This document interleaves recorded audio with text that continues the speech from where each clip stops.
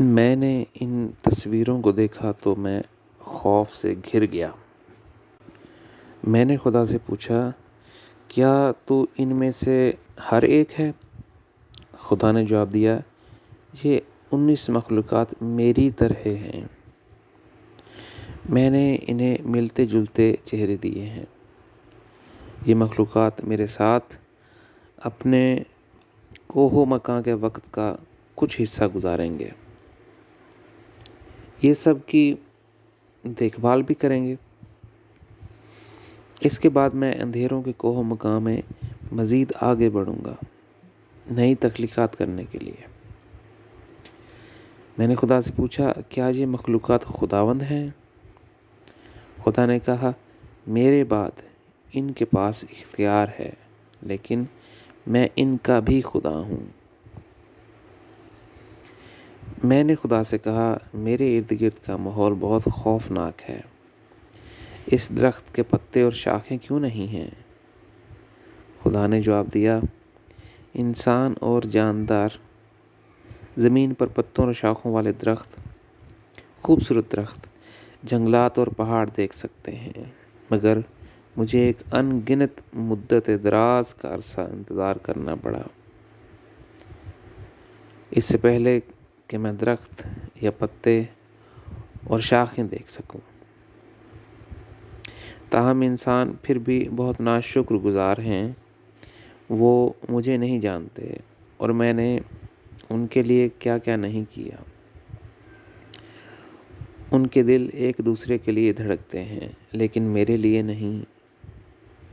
جب وہ کسی کو یاد کرتے ہیں تو اس کے پاس جاتے ہیں، لیکن میرے پاس نہیں آتے۔ وہ ایک دوسرے سے پیار کرتے ہیں، وہ ایک دوسرے کے لیے پیار کرتے ہیں اور مسکراتے ہیں، لیکن میرے لیے نہیں۔ وہ ایک دوسرے کی محبت میں آنسو بہاتے ہیں، لیکن میرے لیے نہیں۔ جب وہ بدقسمتی یا کسی اور چیز کا سامنا کر رہے ہوں تب وہ میرا نام پکارتے ہیں، تاہم وہ ان کے ساتھ جو کچھ ہوتا ہے اس کے لیے مجھ پر الزام لگاتے ہیں۔ وہ پوچھتے ہیں، میں کہاں ہوں اور میں ان کی مدد کیوں نہیں کرتا؟ وہ مجھ سے مدد مانگتے ہیں، ایک اجنبی خدا سے جسے انہوں نے اپنی زندگی سے نکال دیا تھا اور جو ان کے لیے اجنبی تھا۔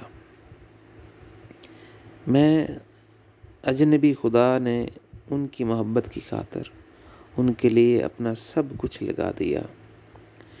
زیادہ تر انسانیت اس اجنبی خدا سے کوئی لین دین نہیں چاہتی۔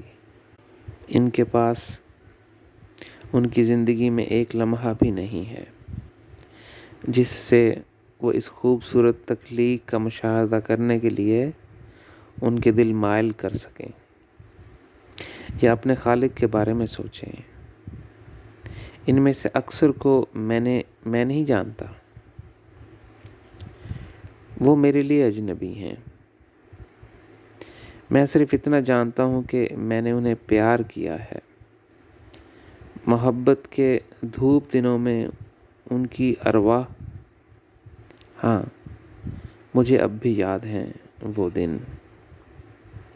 خدا بولتا رہا، اچانک میں ڈر گیا۔ میں نے محسوس کیا کہ شاید ایک دن وہ تمام مخلوقات کو تباہ کر دے گا۔ مجھے دیکھتے ہوئے خدا نے مجھ سے کہا، مجھ سے مت ڈرو، میں تم سے پیار کرتا ہوں۔ میرے لیے اور محبت کی خاطر تم دن رات جیتے ہو اور تم میری محبت میں سانس لیتے ہو۔ تمہیں مجھ سے ڈرنے کی ضرورت نہیں ہے۔ اس کی باتوں نے مجھے ایسا متاثر کیا کہ مجھے بہت زیادہ رونا آیا۔ میں نے خدا سے کہا، اے باپ، زمین میں انسانوں کے لیے میں ایک اجنبی ہوں۔ میں بہت تنہا ہوں۔ میں اس عجیب دنیا میں کسی کو نہیں جانتا جسے میں اپنا دوست کہہ سکوں۔ کوئی نہیں جس کے سامنے میں اپنے دکھ بانٹ سکوں، جو ان کو سمجھ سکیں۔ میرا کوئی نہیں جس سے میں اپنا دل کھول سکوں۔ تمام انسان میرے لیے بہت اجنبی اور بیگانے ہیں۔ میں نہیں جانتا کہ میں تیرا پیغام دینے اور اپنے بارے میں بتانے کے لیے کہاں جاؤں، تاکہ میں ان کو اپنے مشاہدات اور تجربات بتا سکوں۔ ہر روز صبح سے شام تک میں بہت اداس رہتا ہوں۔ جنگل ہی ایک جگہ ہے جس سے میرے دل کو سکون ملتا ہے۔ یہ کیسی دنیا ہے؟ خدا نے مجھ سے کہا، تم نے میری محبت اور غم کو اپنے دل کے اندر بسا لیا ہے اور مسلسل دکھ اور تکلیفیں اٹھا رہے ہو، اس امید کے ساتھ کہ ایک دن انسان میری طرف واپس لوٹ آئے اور احساس کرے کہ میں کون ہوں۔ اس وجہ سے میں تمہیں نہ ختم ہونے والی برکتیں اور نعمتیں دوں گا، اور میں تمہیں اپنی طرح سارے کوہ و مقام میں آزاد کر دوں گا۔ میں تمہیں اپنا زیادہ سے زیادہ نور دوں گا کہ کوئی آسمان اور کوئی مخلوق تم پر غلبہ نہ پا سکے گی۔ کوئی آسمانی قانون تمہارا حساب کتاب اور فیصلہ نہیں کرے گا۔ اس سے کوئی فرق نہیں پڑتا کہ تم کن کوہ و مقام کے کس جہان میں ہوگے۔ تمہارے اندر میرا نور تمام مخلوقات کو بتائے گا کہ تو میرا ہے اور میں تیرا ہوں۔ میں تجھے ایسا نور دوں گا کہ جسے دیکھ کر تمام مخلوقات اور جنتوں کو معلوم ہوگا کہ مجھ سے محبت کرنے کا کیا مطلب ہے۔ تمام تخلیقات، خاص طور پر انسانی مخلوق کا فیصلہ قانون اور انصاف کی سچائی کے ذریعے کیا جائے گا۔ انہیں پتہ چل جائے گا کہ حقیقت کیا تھی اور زندگی کا مقصد کیا تھا۔ روحانی دنیا میں وہ خود کو دیکھیں گے، ان کی زمینی طرز زندگی کا نتیجہ اور ان کے پاس کون سا تحفہ ہے جو انہوں نے اپنے لیے وہاں بھیجا۔ وہ روئیں گے اور چیخیں گے، ہم نے کیا کیا ہے؟ ان جہانوں میں جہاں وہ داخل ہوں گے، وہاں وہ نہ تو اپنے پیاروں کو پائیں گے اور نہ ہی اپنے دوستوں کو۔ ان کے پاس اپنی گزری ہوئی زندگی کی عکاسی کرنے کے لیے کافی وقت ہوگا۔ ان کے دردناک اور افسوسناک حالات میں، روحانی جہانوں میں انہوں نے بہت اچھے دن بھی دیکھے ہیں، لیکن وہ مجھے زمین پر بھول گئے ہیں۔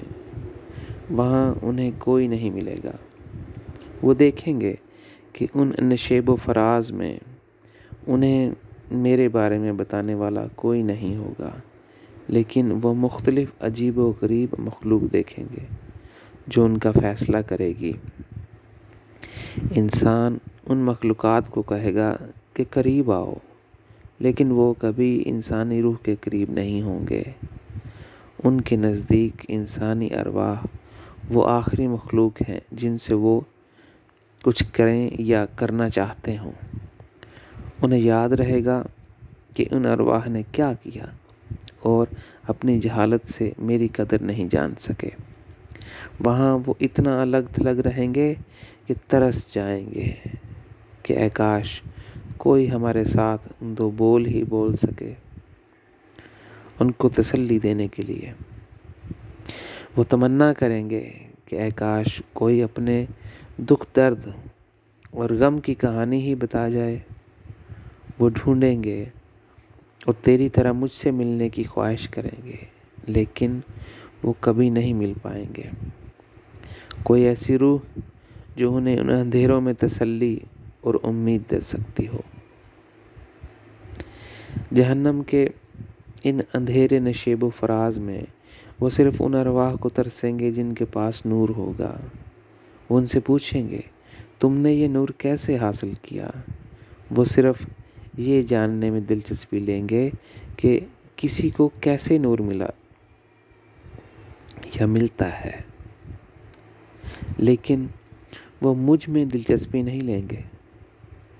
نور والے ان بے نوروں سے کہیں گے، تم محض اس لیے نور حاصل کرنا چاہتے ہو تاکہ تم باہر آ سکو ان تاریک نشیب و فراز سے، اور اگلے جہانوں سے لطف اندوز ہونے کے لیے بہت دور اٹھتے پھرو، یہاں تک کہ وہ اس بات پر قائل ہوں گے کہ نور پیدا کیا جا سکتا ہے اور کچھ طریقوں سے دریافت کیا جا سکتا ہے۔ روشنی کی ایک خاص رفتار سے اگر وہ اڑ سکیں، وہ دوسری نور والی مخلوقات کی طرح خود مختار بن سکیں۔ دیکھو ان اندھیری جہنموں میں بھی ان کا دماغ کیسی شطرنج کی چال کھیلتا ہے۔ اگر ان کے پاس نور ہوتا تو میری محبت کے ساتھ کیسا کھیل کھیلتے۔ وہ نورانی ارواح انہیں سمجھائیں گی کہ نور الہی ایسی چیز نہیں جسے تم خرید یا بیچ سکتے ہو۔ تمہیں اس بنا پر نور نہیں ملتا کہ تمہیں دماغی فکری ترقی، حکمت اور مذہبی مکالمہ بازی میں کمال حاصل ہے، یا اس لیے کہ تم بہترین مزاج کے فنکار ہو یا کوئی اول درجے کے کھلاڑی ہو۔ خدا ان لوگوں کی ارواح کو براہ راست نور دیتا ہے جو اس کے ساتھ محبت میں ایک ہو جاتی ہیں اور جو خدا کی محبت میں اپنا مسکن ڈھونڈتی ہیں۔ ان ارواح کو درد و غم سے آزمایا گیا تھا اور وہ ساری زندگی ہر طوفانی رات سے بغیر شکایت کیے گزرتے رہے۔ پھر وہ بھی خدا سے محبت کرتے رہے بغیر کسی شرط کے، اور انہوں نے کبھی کچھ نہیں مانگا اور نہ ہی کبھی کچھ بھی مطالبہ کیا۔ وہ خدا سے اس قدر گہری محبت میں مبتلا تھے کہ وہ اپنے ارد گرد سب کچھ بھول گئے تھے، یہاں تک کہ جنتیں بھی انہیں تسلی نہ دے سکیں، اور وہ خدا کی محبت کے بغیر انہیں سانس لینا بھی گوارا نہ تھا۔ انہوں نے نہ جنتیں مانگیں نہ نور الہی۔ خدا کی ذات ہی ان کی دعاؤں اور دلی تمناؤں کا اصل مقصد تھا۔ آخر میں خدا ہی ان کی زندگی کا اختتام تھا۔ جب ان ارواح نے پہلی بار خدا کو دیکھا اور ملے تو کہا کہ آج ہماری دعائیں پوری ہوئیں۔ یہی وہ لمحہ ہے جسے ہم کوہ و مقام زندگی بھر یاد رکھیں گے۔ اے سچے والدین، تو ہی ہماری بیش بہا مسکراہٹوں کا سبب تھا۔ ہم نے تجھ سے کبھی جنت نہیں مانگی کیونکہ تو ہی ہماری جنت ہے۔ ہماری روح کو اس لمحے میں مکمل طور پہ تسکین مل گئی جب ہم تیرے ساتھ ہیں۔ اپنی محبت کو ہماری سانسوں میں بسا رہنے کی اجازت دے۔ تو ہی ہمارے دل میں محبت کا گہرا نغمہ بن کر رہنے کے لائق ہے۔ انہوں نے خدا کے دل کو اتنی گہرائی سے چھو لیا کہ اس نے انہیں کوہ و مقام کی ہمیشہ کی زندگی میں آزاد کر دیا۔ خدا نے انہیں سب کچھ دے دیا حالانکہ انہوں نے کبھی کچھ نہیں مانگا، لہٰذا اس نے انہیں یہ کہتے ہوئے نور دے دیا کہ ایسا کبھی نہیں ہوگا میں تمہیں بھول جاؤں جیسے تم مجھے کبھی نہیں بھولے۔ یہ میرا تم سے محبت کا وعدہ اور تمہارے میرے مابین دل کا معاہدہ ہے۔ ان میں سے کچھ کو بہت کم نور ملا، دوسروں کو زیادہ، کئیوں کو زیادہ سے زیادہ، پھر کئیوں کو بہت ہی زیادہ نور ملا۔ ان کے دل اور محبت کی ترقی کے مطابق اور کس قدر وہ اندرونی طور پر خدا کے ساتھ جڑے ہوئے تھے۔ وہ ان کے لیے نہ دکھائی دینے والا خدا نہیں ہوگا۔ ان کی جنتوں اور فردوس کے مختلف حصوں میں وقتاً فوقتاً حق تعالیٰ سے ملاقات ہوگی۔ جن کے پاس بہت نور الہی ہے انہوں نے خدا کے اپنے نور کا بھی ایک حصہ حاصل کر لیا ہے۔ وہ اپنی اس وجہ سے بہت خاص ہیں کہ ان کا خدا کے ساتھ زندہ تعلق ہے۔ انہیں خدا کے اور بھی قریب ہونے کا موقع ملے گا۔ کیونکہ ان کی آنکھوں کو سکون محسوس نہیں ہوتا تھا جب تک کہ وہ خدا کی ذات کو دیکھ نہ لیتے تھے۔ ان کا دل گھر نہیں محسوس کرتا تھا جب تک کہ خدا ان کے سامنے نہیں ہوتا تھا۔ ان کی زندگی کی ہر چیز خدا کی محبت میں دھند ہو چکی تھی۔ وہ زمین پر خدا کے لیے کئی بار مر چکے تھے، اس لیے وہ ہمیشہ خدا کی محبت اور منشا میں زندہ رہیں گے۔ جب وہ اسے دیکھیں گے مزید تکمیل پائیں گے۔ کوہ و مکاں کی زندگی میں ان کے ساتھ ایک نیا عہد باندھوں گا جسے صرف وہ اور میں ہی جانتے ہوں گے۔ یہ وعدہ ہر روح کے لیے نہیں ہے، لیکن صرف بہت کم ارواح کے لیے ہے۔ زیادہ تر ارواح ان کی روحانی ترقی کی اس حالت تک نہیں پہنچ سکتی۔ اے زاہد، دیکھ، وہی عہد جو میں نے کوہ و مکاں کی زندگی میں ان ارواح کے ساتھ باندھا ہے، وہی عہد میں تیرے ساتھ اس زمین پر باندھ چکا ہوں۔ اگر تو چاہے تو اپنے اور اپنی روح کے لیے مزید بھی مانگ سکتا ہے۔ میں کبھی نہ نہیں کہوں گا۔ میں ایک زندہ خدا ہوں۔ میں تیری دعاؤں کو براہ راست سنتا ہوں، نہ کہ فرشتوں کے ذریعے۔ تو میری زندگی ہے اور تو میری محبت کا حصہ ہے۔ جب میں نے وہ الفاظ سنے تو مجھے رونا آ گیا اور میں خدا کے قدموں میں جھک گیا۔ میرے آنسو اس کے قدموں پر گرنے لگے۔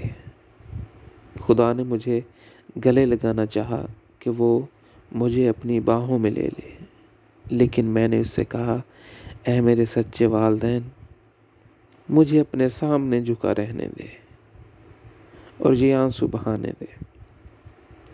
جب میرا دل اس اداسی کے بوجھ سے آزاد ہوا، میں نے خدا کی طرف دیکھا۔ میں نے خدا کی نگاہوں میں اپنے لیے بہت پیار اور رحم دیکھا، اور میں نے اس سے کہا، اے میرے پیارے آسمانی والدین، تیری خوبصورتی اور حسن سے آسمان پر جنتیں چمکنے لگتی ہیں۔ جب ان جنتوں کے باسی تجھ کو صرف ایک لمحے کے لیے ہی دیکھتے ہیں تو وہ بیش قیمت لمحہ ان کی جنتوں میں ایک انتہائی خاص یادگار بن کر ٹھہر جاتا ہے۔ اے باپ، تو میری زندگی کی لازوال خوشی ہے۔ تو جانتا ہے کہ میں اب بھی زمین پر رہتا ہوں۔ میری زندگی میں دکھ اور دباؤ کا وقت بہت زیادہ ہوتا ہے، اور کبھی کبھی میں تیری کمی اتنی گہرائی سے محسوس کرتا ہوں اور مجھے لگتا ہے کہ میں مر جاؤں گا۔ کبھی کبھی میں یہ سوچتا ہوں کہ اے کاش میں زمین پر نسل انسانی سے نہ آتا۔ زمین پر لوگ در حقیقت تیری قدر و قیمت اور تجھے اپنی محبت کے اصل سرچشمے کے طور پر نہیں جانتے۔ ظاہری طور پر وہ بہت مضبوط، لیکن روحانی زندگی میں وہ بہت کمزور ہوتے ہیں۔ جب میں عالم ارواح کے سفر میں مختلف مخلوقات کے جہانوں سے گزرتا ہوں تو دیکھتا ہوں کہ جو فرشتے ہیں وہ انسانی ارواح سے کوئی ناطہ نہیں رکھنا چاہتے، علاوہ اس کے کہ تجھے ان جنتوں کی بلندیوں میں چند لمحات کے لیے بھی تلاش کرنا ایک چیلنج ہے۔ ان آسمانی مخلوقات سے مل کر اور پھر انسان سے مل کر میں صرف یہی کہوں گا کہ میرا دل ٹوٹ چکا ہے۔ نہ مجھے انسان کے ساتھ رہنے کی کوئی خواہش ہے اور نہ ہی اپنے آپ کو جنتوں کے عجائبات اور حسین مخلوقات کی محبت و مراٹھن میں کھونے کی تمنا ہے۔ میری ایک ہی خواہش ہے کہ میں تیرے اور قریب آ جاؤں۔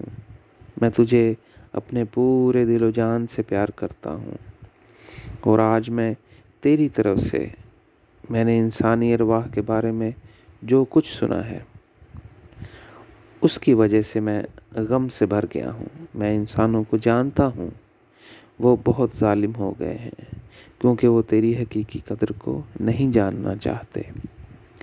اگر روحانی زندگی میں ان کے لیے نجات نہیں ہے تو مجھے تجھ سے پوچھنا پڑے گا کہ تو نے انہیں کیوں پیدا کیا؟ تو نے ان پر اعلیٰ تخلیقات کو اختیار دے رکھا ہے۔ جب وہ ان کا فیصلہ کرتے ہیں تو کوئی ہمدردی محسوس نہیں کرتے۔ جو کچھ میں نے تیری قدرت سے دیکھا، اے کاش میں اپنی زندگی کا یہ دردناک اور دل دہلا دینے والا واقعہ دیکھنے سے پہلے پیدا ہی نہ کیا گیا ہوتا۔ خدا نے میرا ہاتھ تھاما اور مجھے کھڑا ہونے دیا۔ اس نے میری ٹھوڑی کو پکڑا اور کہا، میری آنکھوں میں دیکھو، بھول جاؤ یہ موضوع۔ تمہیں مجھے جاننے کی ضرورت نہیں ہے، بس میری لازوال محبت کا دامن تھامے رکھو اور اس محبت کو کبھی تبدیل نہ ہونے دو۔ مجھے تیری محبت میں ایک گھر مل گیا ہے، اسی لیے میں نے تمہیں اپنا دل کہا ہے، ہمیشہ رہنے والا دل۔ اس کے بعد خدا بلندیوں کی طرف اڑ گیا اور کوہ مقام میں غائب ہو گیا۔ میں واپس درخت کی طرف آ گیا جہاں خدا نے مجھ پر بہت سے الہی راز افشاں کیے تھے۔ روتے دل کے ساتھ میں اپنے جسم میں واپس داخل ہو گیا، پھر نہایت بھاری قدموں کے ساتھ میں گھر لوٹ آیا۔ اب ہم اگلے باب میں آ گئے ہیں، خدا اور انسانوں کے بارے میں ابلیس کے ساتھ میری گفتگو۔ My conversation with Lucifer about God and human beings۔ ایک رات میں نے گہرائی سے خدا کے کلام کے بارے میں سوچا۔ جنگل میں ایک درخت کے پاس جہاں میں پہلی بار خدا سے ملا تھا، خدا نے مجھے بتایا کہ اس نے 2000 سال پہلے اسرائیل کی طرح جرمنی کا انتخاب کیا ہے۔ خدا نے بنی اسرائیل کو اپنی منشا کو پورا کرنے میں عیسیٰ کی مدد کرنے کے لیے چنا تھا، لیکن وہ عیسیٰ کو خدا کی نئی دنیا بنانے کے لیے ساتھ دینے میں ناکام رہے۔ اس کے برعکس انہوں نے عیسیٰ کو سولی پر چڑھا دیا۔ اب جرمنی کو خدا کی منشا پوری کرنے اور زمین پر اس کی بادشاہ کے دور میں میری مدد کرنے کے لیے چنا گیا ہے۔ بہرحال 40 سال گزر چکے ہیں، لیکن جرمن قوم کو نہ تو یہ معلوم ہے کہ میں کون ہوں اور نہ ہی وہ جانتے ہیں کہ حق تعالیٰ نے ان پر یہ کمال کر دیا ہے کہ پوری دنیا کے لیے ان کے ملک میں سچائی کا سورج طلوع ہوگا۔ جرمنی کا ایک چھوٹا سا شہر بھی نہیں جانتا کہ خدا نے مجھے اسی مقصد کے لیے بلایا ہے۔ خدا نے مجھے عیسیٰ سے بڑا مشن دیا ہے۔ میں تمام بنی نوع انسان کے لیے اس کے دل کی نمائندگی کرتا ہوں۔ اسی طرح کے کئی خیالات مجھے بہت اداس کر رہے تھے کہ میری روح میرے جسم کو چھوڑ کر ایک بہت ہی تاریک جہنم میں داخل ہو گئی۔ وہاں ابلیس اور بری ارواح کے درمیان جنگ جاری تھی، جو کہ جہنم کی طاقت پر قبضہ کرنا چاہتے تھے۔ یہ صورتحال اس قدر خوفناک تھی کہ ڈراؤنی تھی کہ صرف وہی شخص تصور کر سکتا ہے جو ایسی ہی صورتحال سے گزرا ہو یا جنگ میں مر گیا ہو۔ جب ابلیس نے مجھے دیکھا تو وہ ایک سیاہ بگولے میں میرے پاس آیا اور کہا، یہیں رکو، کہیں جانا مت۔ تھوڑی دیر کے بعد ابلیس اور اس کی فوج باغی بری ارواح کو شکست دے کر میرے پاس آئے، لیکن اس کی شیطانی قوتیں بہت ناخوش تھیں کیونکہ وہ دوسری فوج کو تباہ کرنے کے لیے مزید نقصان پہنچانا چاہتے تھے۔ ابلیس اور اس کی فوج ایک خوفناک منظر کی عکاسی کر رہے تھے۔ ابلیس کے منہ سے خون بہہ رہا تھا اور اس کی زیادہ تر شیطانی ارواح زخمی تھیں۔ ابلیس نے اپنی فوج کو مخاطب کرتے ہوئے کہا، وہ خدا کا دل ہے۔ اس کا جہنم کے دارالحکومت میں خوش آمدید۔ سب بہت زور زور سے ہنسنے لگے۔ پھر ابلیس نے مجھ سے پوچھا، تم یہاں کیا کر رہے ہو؟ میں نے ابلیس سے کہا، میں تمہیں اور تمہاری افواج کو دوسری بری ارواح سے لڑتا اور انہیں تباہ کرتا دیکھ کر حیران ہوں۔ اس نے جواب دیا، چھوڑ اس بات کو، میں تمہیں اس کا جواب بعد میں دوں گا۔ میں تمہاری بھی یہ زندگی تباہ کر دوں گا اور تمہیں دوسرے نبیوں کی طرح دفن کر دوں گا۔ تمہاری آدھی زندگی تو میں نے پہلے ہی چھین لی ہے۔ تم کچھ بھی نہیں کر سکے، تمہیں کسی بھی میدان میں کامیابی نہیں ملی۔ تم کئی یورپین ممالک میں بے گھر رہ چکے ہو۔ ان میں سے کوئی بھی تمہیں بسنے نہیں دینا چاہتا تھا۔ اب تم جرمنی میں رہ رہے ہو، جسے خدا نے چنا ہے اور تمہارے لیے منتخب کیا ہے، لیکن تم کچھ نہیں کر سکے۔ جی ہاں، جرمنی منتخب قوم ہے، لیکن یہ میرا منتخب ملک ہے، نہ کہ خدا کا۔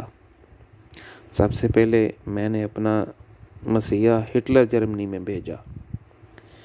میں اس کے ذریعے اس دنیا میں بہت کچھ لایا ہوں۔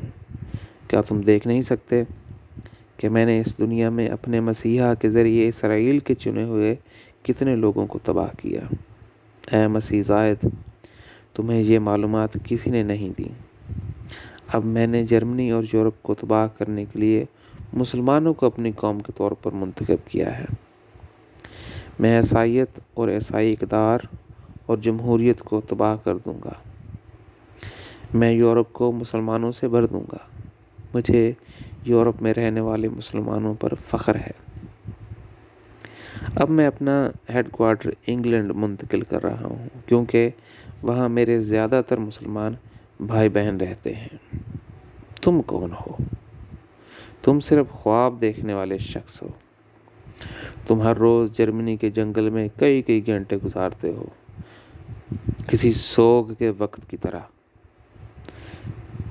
کہاں ہیں وہ جرمن جنہیں خدا نے چنا ہے، اور کون ہیں جو تمہاری مدد کرنا چاہتے ہیں؟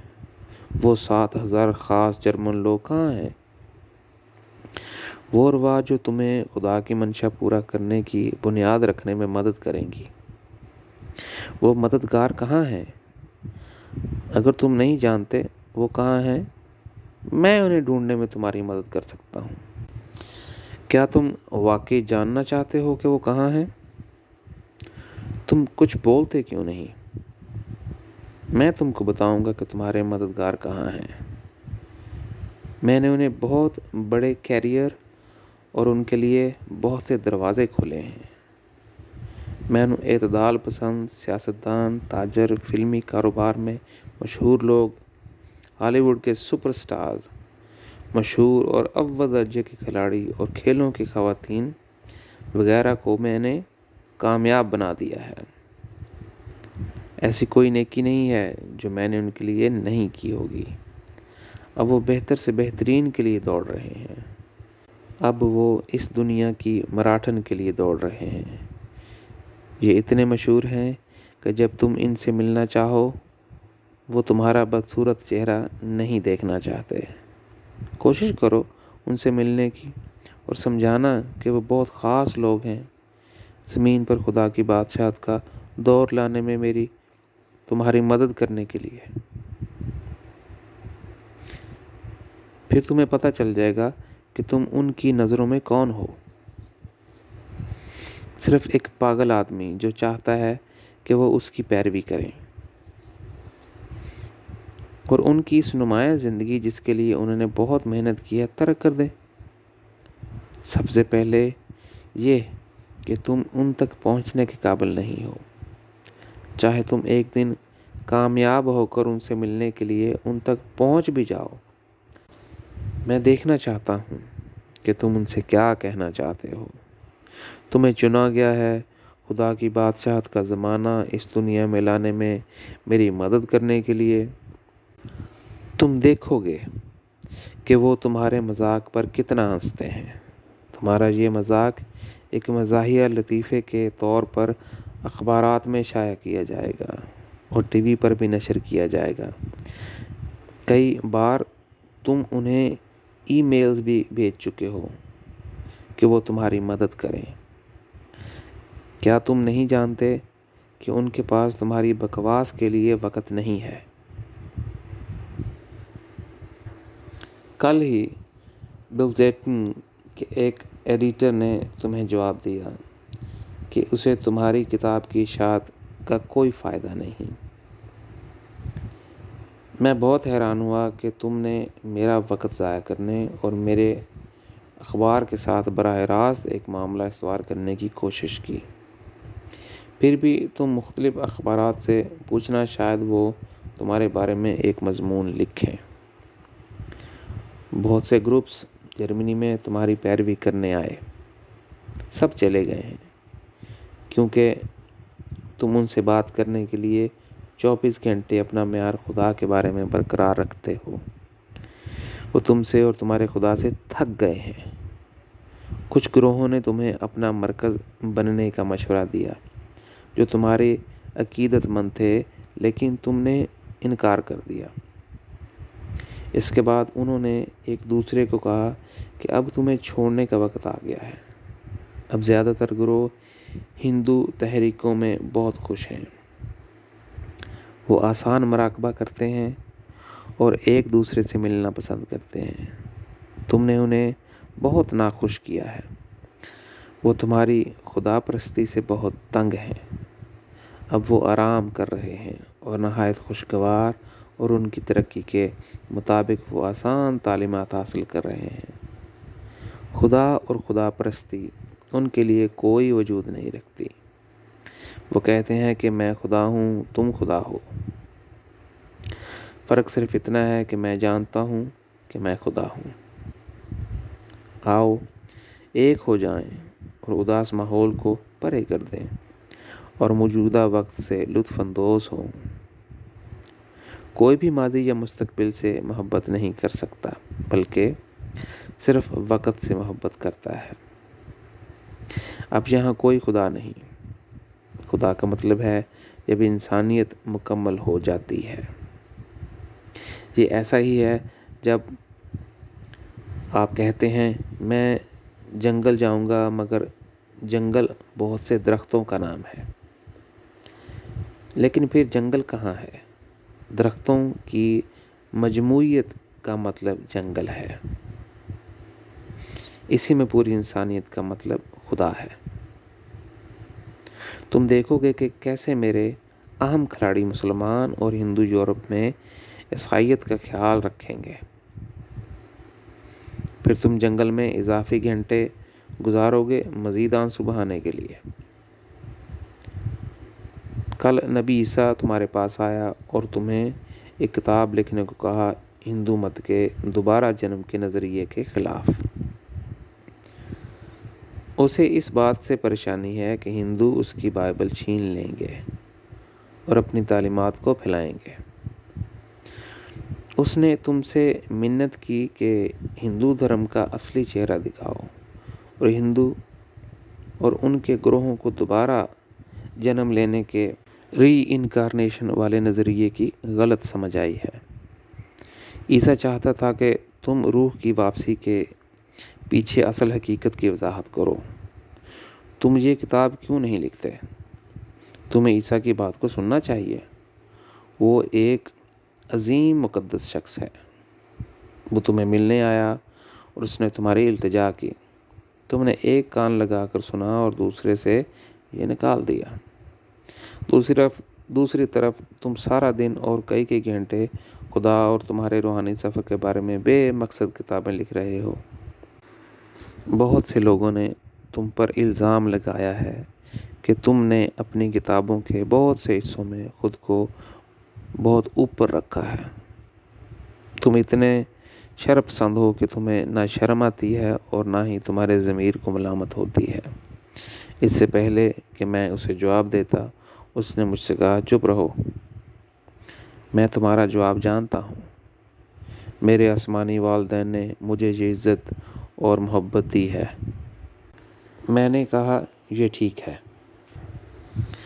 پھر ابلیس نے اپنی بات جاری رکھی اور کہا کہ محض باتوں کی حد تک تم نے اپنے مشن کو مکمل کر دیا اور باتیں کر کر کے تم نے مجھے نفسیاتی مریض بنا دیا ہے۔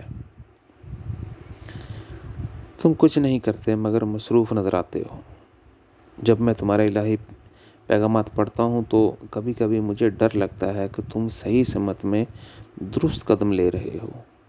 پچھلے ہفتے تم نے مجھے ڈرا دیا تھا، میرے چنے ہوئے لوگوں کے سامنے گواہی دے کر، جب تم نے فرینکفرٹ اور اس کے ارد گرد کے علاقوں میں اپنے الہی پیغامات ان کے سامنے بانٹے۔ تمہارا پیغام بڑا ہی با اثر تھا۔ مجھے بہت ڈر تھا کہ کہیں ایسا نہ ہو کہ کوئی وہ راز الہی سن لے، مگر تمہارے الہی پیغام کو سنتے ہی میرا خوف تیزی سے غائب ہو گیا۔ ایک ایک کر کے سب نے تمہارے سامنے دروازہ بند کر دیا تھا اور کہا، نہیں شکریہ، میرے پاس خدا کے لیے وقت نہیں ہے، میں اس موضوع پر بات نہیں کرنا چاہتا۔ ان جوابات نے مجھے تسلی دے دی۔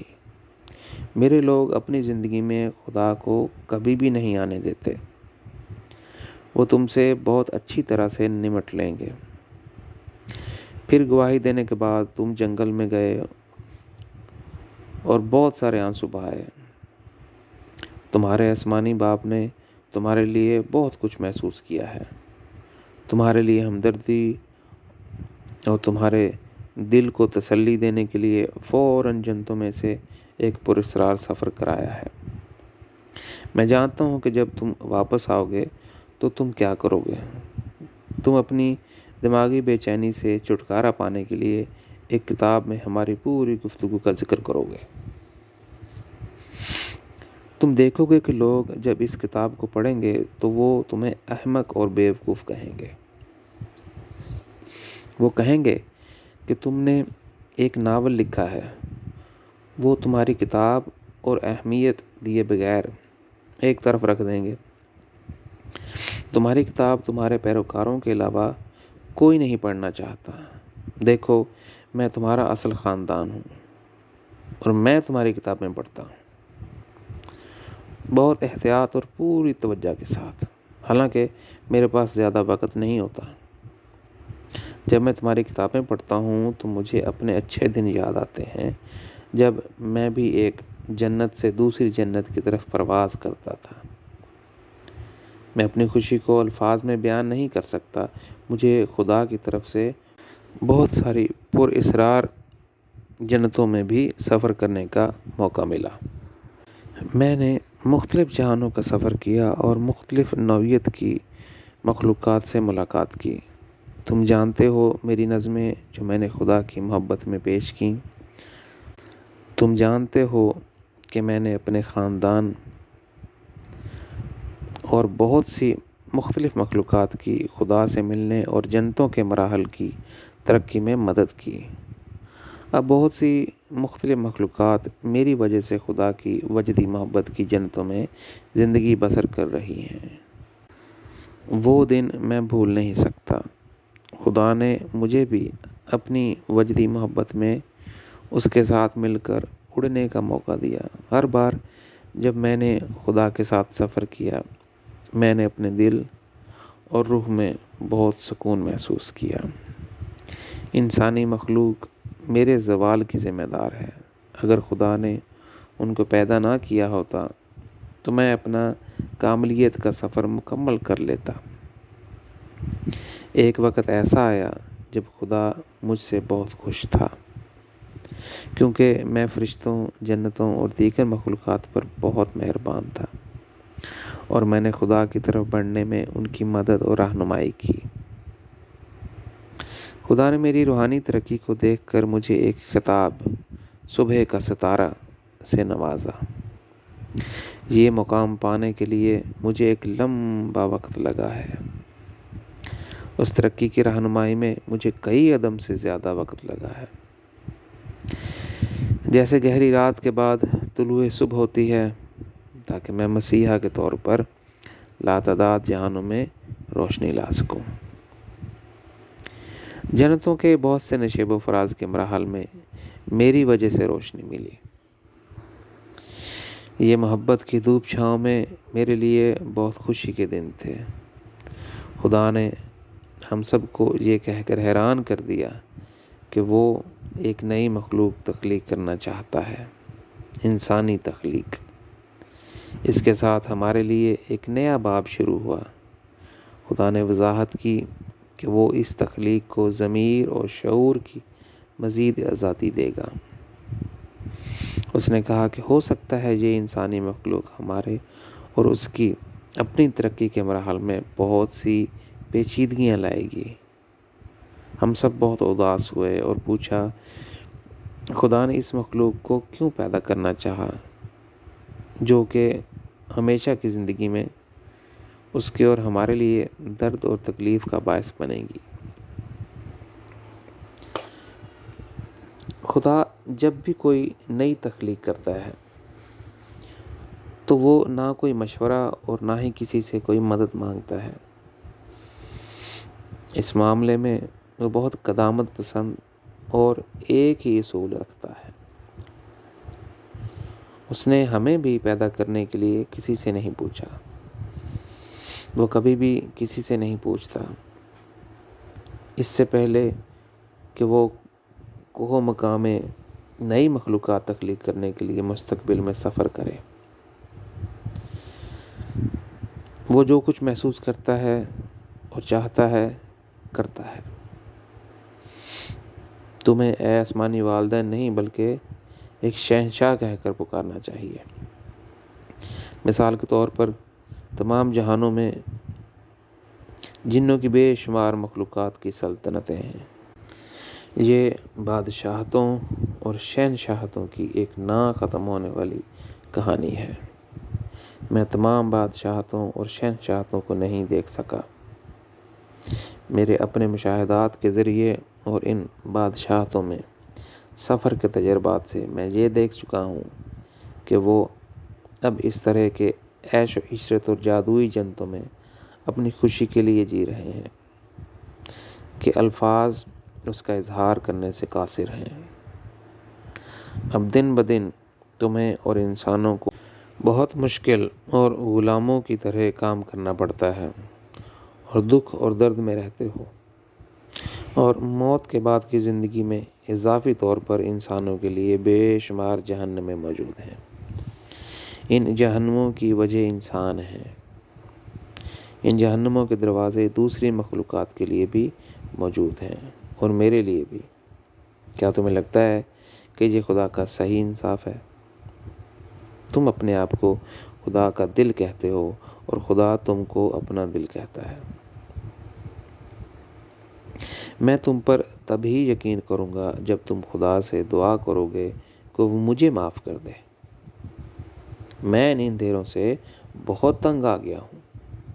جہنم کے ان نشیب و فراز کو اگر میں چاہوں بھی تو بہتر جگہ نہیں بنا سکتا۔ ان کو بحال کرنا میرے لیے ناممکن ہے۔ جہنم کے ان اندھیرے نشیب و فراز میں ان بے شمار انسانی ارواح کو آزاد کرانے میں جو میرے ساتھ گر گئی تھیں،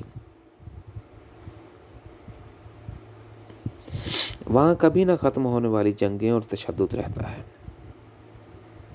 ان جہنموں میں جنگی سردار عامر، بے شمار شیاطین، بڑے شیطان اور میرے جیسے گرو موجود ہیں۔ وہ مسلسل درد، تکلیف اور نفرت میں مبتلا ہیں۔ ہر روح زخمی ہے۔ وہاں درد ہے لیکن ارواح مر نہیں سکتی، یہاں تک کہ اگر انہیں تقریباً مار بھی ڈالا جائے۔ مجھے ہمیشہ ان تاریک ارواح کو دیکھتے ہوئے کافی عرصہ ہو گیا ہے، اور ایمرجنسی کی یہ کبھی نہ ختم ہونے والی حالت، مجھے اس سب سے نفرت ہے۔ سب سے بری بات یہ ہے کہ مجھے ان جنگوں میں حصہ لینا پڑتا ہے، ورنہ وہ مجھ پر غلبہ حاصل کریں گے۔ مجھے نہیں معلوم کہ وہ میرے ساتھ کیا کریں گے اگر وہ مجھ پر اقتدار حاصل کر لیں۔ اس لیے ان اندھیرے جہانوں میں مجھے ہر حال میں اس خون ریزی میں ملوث ہونا پڑتا ہے۔ اور اپنی حفاظت کے لیے انہیں سزا دینی پڑتی ہے۔ ان اندھیرے جہانوں نے مجھے بھی ایک خود غرض درندہ اور خون ریزی کرنے والا جانور بنا دیا ہے۔ مجھ پر یقین کرو، واقعی ایک وقت تھا جب میں خدا کی نظر میں بہت خاص تھا۔ مہربانی کر کے خدا سے ملو تو بتانا کہ میں نے اس کی رہنمائی میں جس طرح وہ چاہتا تھا اس کی پیروی نہیں کی اور ترقی نہیں کی۔ اس کا مجھے افسوس ہے، اور خدا سے کہنا کہ وہ مجھے نجات اور میری زندگی کا حل عطا کرے۔ میں ان تاریک جہنموں سے باہر نہیں آ سکتا جنہوں نے میری روح کو ایک کالے کوئلے جیسا بنا دیا ہے۔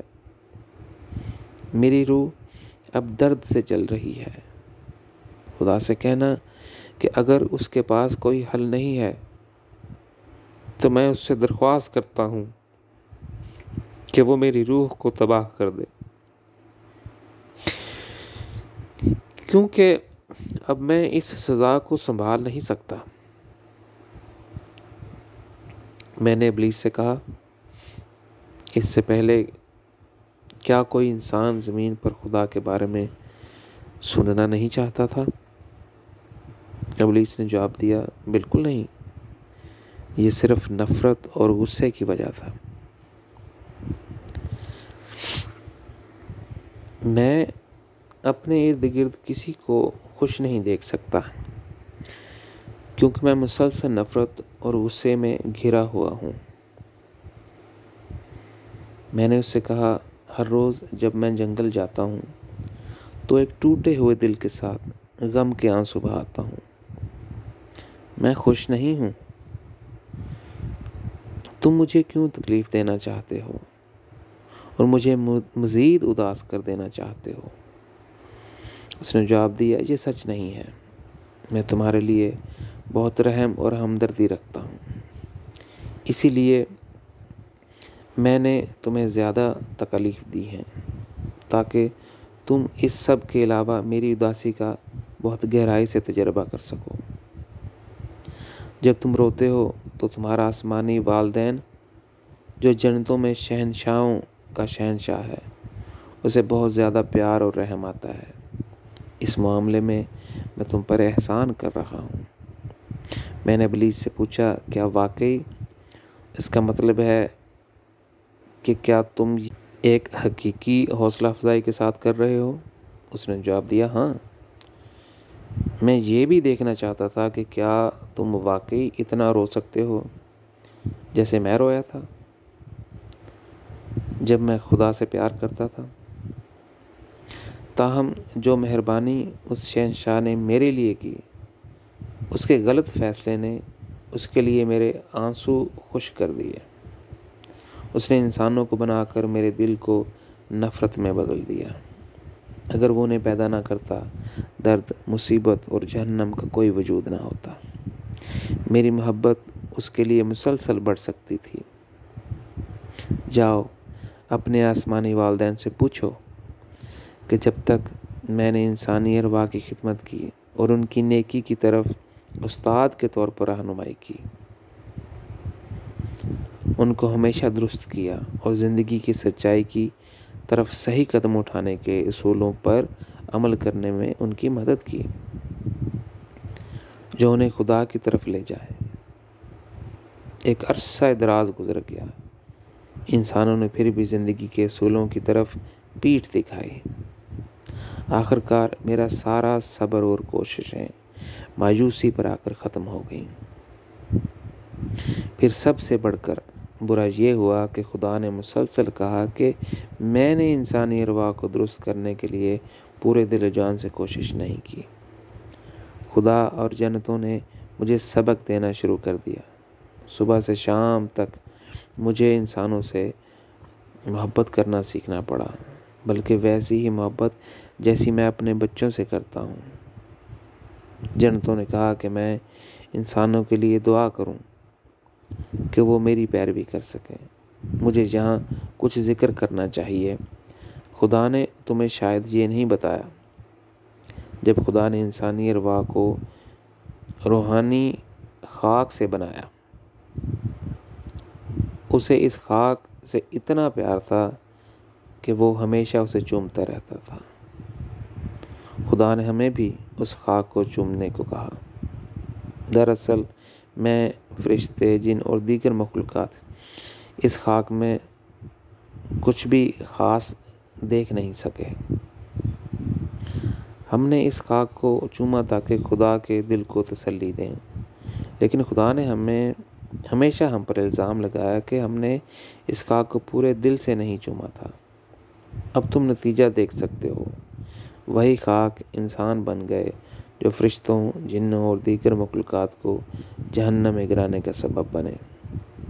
انہوں نے ابلیس، صبح کے ستارے کو، شیطان میں بدل کر رکھ دیا اور خدا کے ایک ٹوٹے ہوئے دل کا خدا بنا دیا۔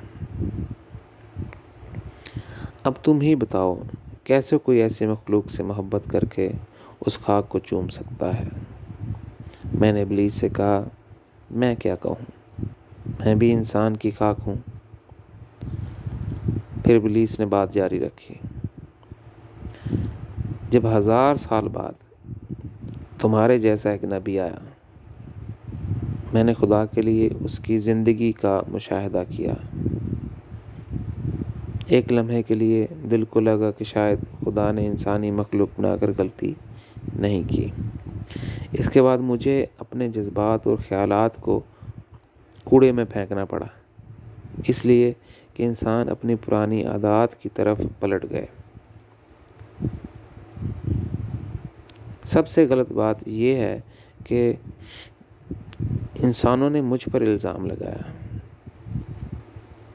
کہ میں ان کو جہنم میں لے گیا تھا۔ وہ خود ہی اتنے برے تھے کہ مجھے کچھ کرنے کی ضرورت ہی نہیں تھی۔ میں ان سے اتنا تنگ آ گیا ہوں کہ میں ان کے بدصورت چہرے کبھی نہیں دیکھنا چاہتا۔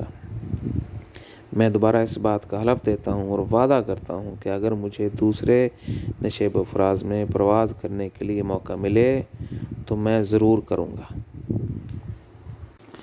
یہاں تک کہ مجھے ان کا سایہ بھی دیکھنا گوارا نہیں۔ انہوں نے میری دنیا تباہ کر دی۔ آج میں جو کچھ بھی ہوں وہ اس کے ذمہ دار ہیں۔ دیکھو، میرے کچھ خاندان اور بچے میرے ساتھ جہنم میں رہ رہے ہیں اور دوسرے خدا کے ساتھ رہ رہے ہیں اور جنتوں میں لطف اندوز ہو رہے ہیں۔ وہ مجھ سے یا ان کے اپنے بہن بھائیوں کے لیے کوئی ہمدردی محسوس نہیں کرتے جو اندھیروں کے نشیب و فراز میں مبتلا ہیں۔ اب وہ خود غرض ہیں اور صرف جنتوں کے عجائبات لطف اندوز کر رہے ہیں۔ وہ مجھ پر بھی الزام لگاتے ہیں کہ میں خدا کا نافرمان ہوں۔ وہ نہیں جانتے کہ میں ان سے پہلے بھی خدا کو بڑی گہرائی سے جانتا تھا، جبکہ ان کی ارواح روحانی زندگی میں ابھی پیدا بھی نہیں کی گئی تھی۔ وہ نہیں جانتے کہ میں خدا کے بہت سے رازوں کو جانتا ہوں۔ میری روحانی ترقی کے مطابق میں اس پر بھی یقین نہیں کرتا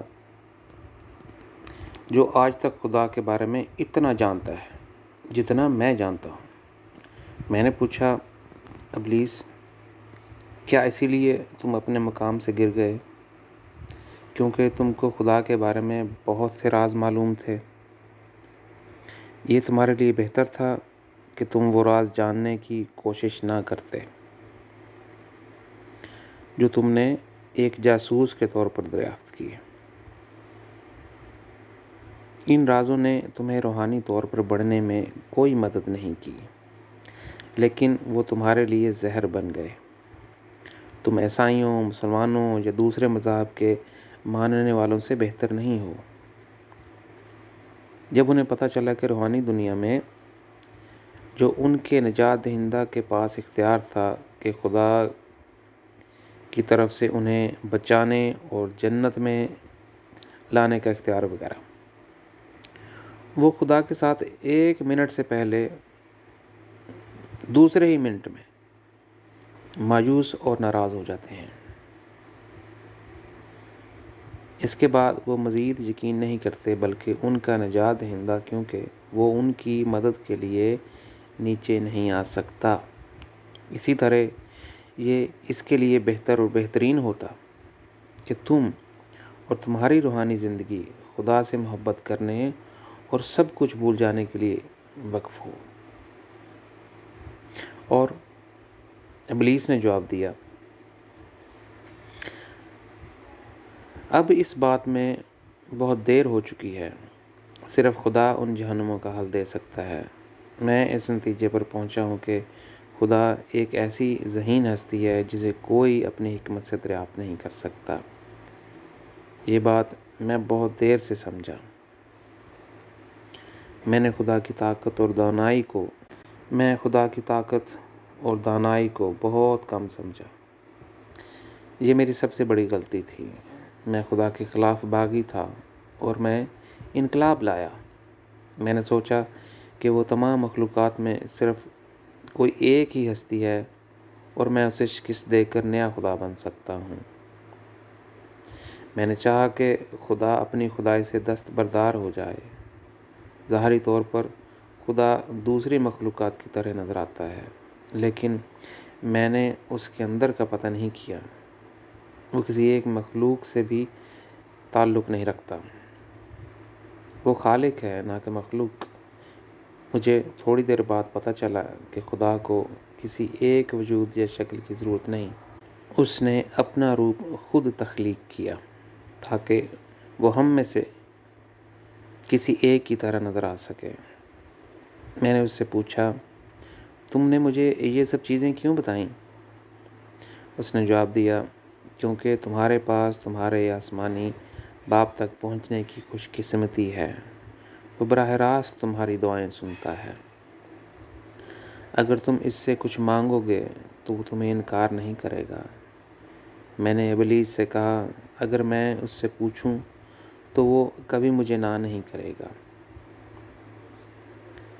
اگر وہ مجھے صرف کوہ و مقام کی زندگی میں وقتاً فوقتاً ملتا ہے اور محض تب جب وہ چاہتا ہے، نہ کہ جب میں چاہوں۔